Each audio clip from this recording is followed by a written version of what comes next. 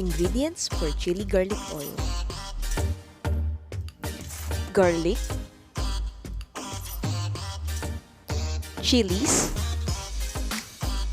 and canola oil.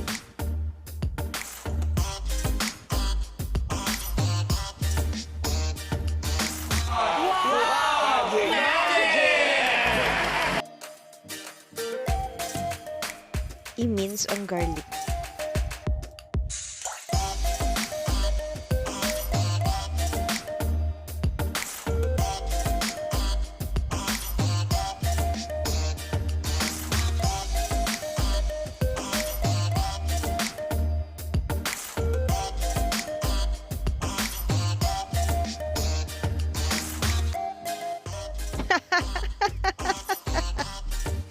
Nagawa mo!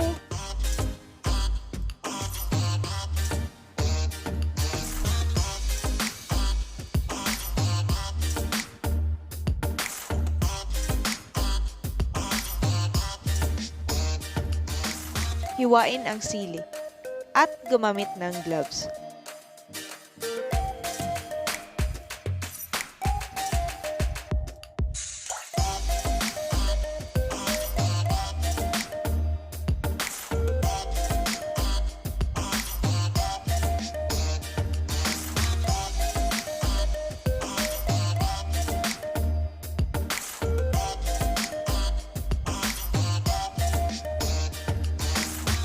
Canola oil ang ginamit ko dahil kahit ilagay mo siya sa ref, hindi siya magbubuo-buo.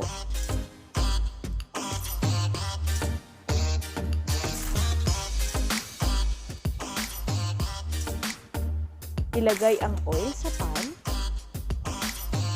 garlic at chili.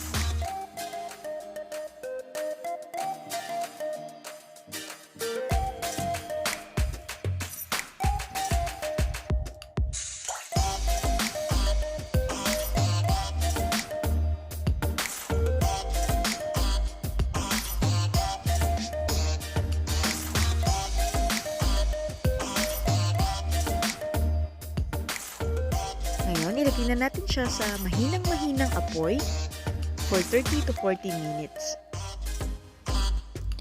Madaling masunog ang garlic, kaya dapat sa mahinang apoy lang natin siya lutuin.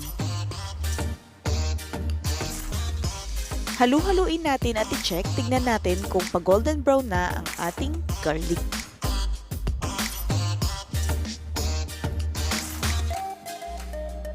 Ayan, kapag golden brown na yung garlic natin, patayin na natin ang apoy.